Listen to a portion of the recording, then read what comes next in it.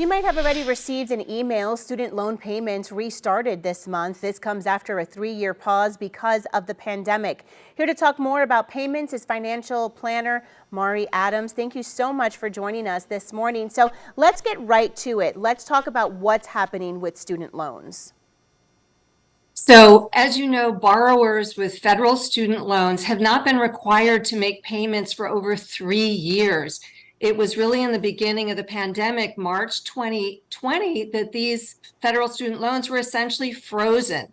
So what's happening now is the loans are being unfrozen, and 28 million estimated borrowers are going to start payments this month on their student loans in October. And payments could run from $200, $500, in some cases even more. So it's expected to have a pretty large impact. I mean, that is a significant change for monthly payments for a lot of borrowers. So what should they do now? I understand there's a notice that went out about when your payment is due, and it varies according to the borrower. Exactly. So what you want to do first is just get the facts about your student loan. You might have gotten something in the mail or email. You can go on studentaid.gov.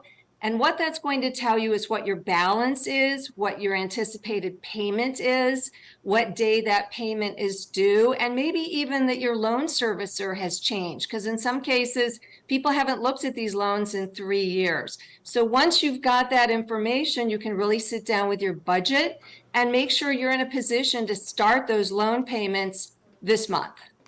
And Mari, I know there's a new program out as well called the On-Ramp program that's going to help people who maybe cannot afford to make their payments right now or are putting some sort of plan in place. And this On-Ramp program will not impact their credit report, meaning they won't be reported to the credit bureau if they miss a payment until next year.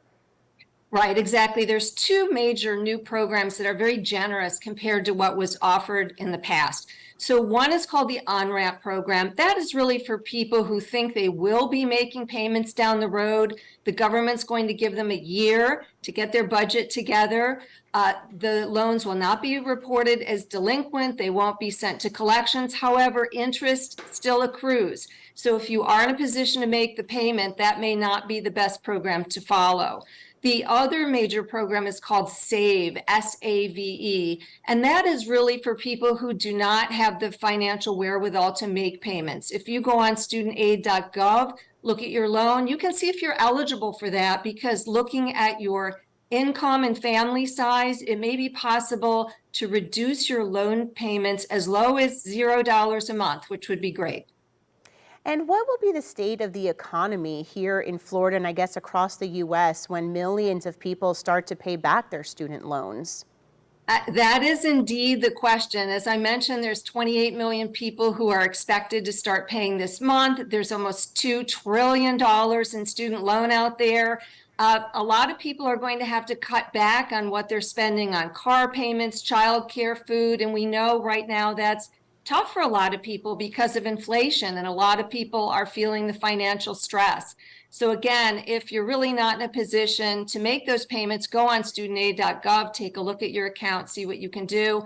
But we will be watching the economy carefully to see if there's going to be an impact from these student loans. And before we let you go, is there any advice for students to just avoid student debt in the first place? I mean, I know it's just so hard because college can be so expensive, but any just advice to, students who are getting ready to go to college? Definitely. If you still have a few years before you start, a great idea is to sign up for something like the Florida Prepaid College Plan that lets you lock in the cost and avoid future cost increases on tuition. If you're really at the moment of going to college now, look at what we call value colleges. These are the colleges and universities that don't cost as much, but definitely have a huge impact down the road in terms of lifetime earnings.